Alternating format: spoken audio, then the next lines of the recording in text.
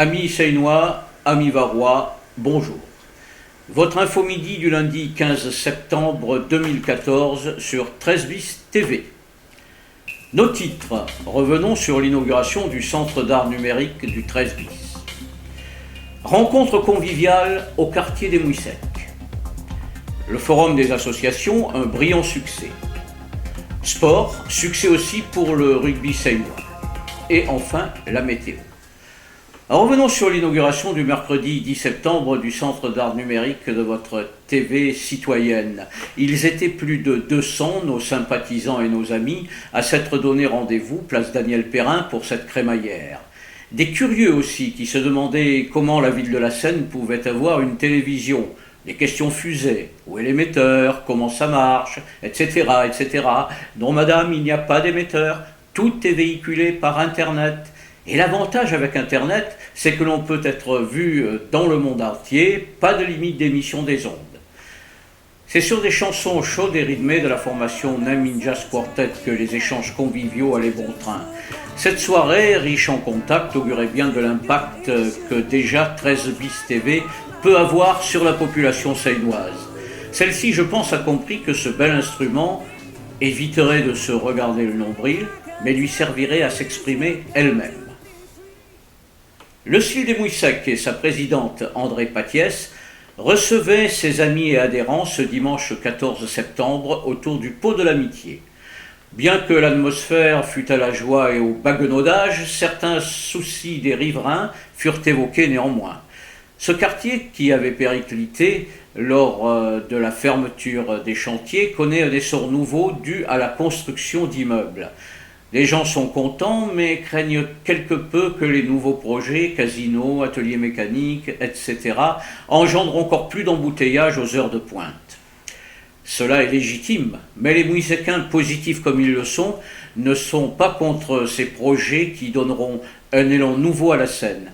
Ils s'interrogent simplement, et nul doute qu'avec la municipalité, ils donneront jour à une solution qui agréera tout le monde. Dès 10h samedi, la foule des Seinois et Varois coulait à flot continu dans l'allée centrale de la Navale. Pas moins de 114 stands abritaient les associations diverses de la ville. Et encore, les associations sportives qui eurent leur tour la semaine d'avant n'étaient pas de la fête. Il est à noter qu'une trentaine d'associations restèrent sur une liste d'attente et la Navale faisait donc le plein. Sous le soleil de l'été qui commence, exit les exécrables juillet et août, les gens allaient de stand en stand, qui demandant des explications, qui adhérant, qui regardant les exhibitions proposées. Ce fut une journée inoubliable que ce forum, et nous sommes certains qu'il deviendra vite un rendez-vous annuel incontournable pour la population varoise. Louis Correa, adjoint aux associations, ne cachait pas sa fierté d'avoir porté ce projet jusqu'au bout. En tant qu'élu aux associations, j'ai vraiment tenu à organiser un événement qui puisse permettre aux associations à la fois d'être au contact du plus grand nombre de citoyens sénois possible et aussi, pourquoi pas, pour certaines de trouver de nouveaux bénévoles, pour certains de nouveaux dirigeants d'associations, parce qu'on sait que les associations vivent, comme les institutions publiques, une crise un peu financière, et donc on essaye du mieux qu'on peut de les aider. Et cette manifestation, c'est le premier volet de toute une série d'aides qui inclut bien sûr les subventions et d'autres aides qui vont venir matérielles et immatérielles en termes de logistique, en termes de moyens humains. Nos rugbymen seinois sont sortis beaux vainqueurs du match qui les opposait à Le Tricastin, dimanche au Stade Marquet. 48-12, un score sans appel.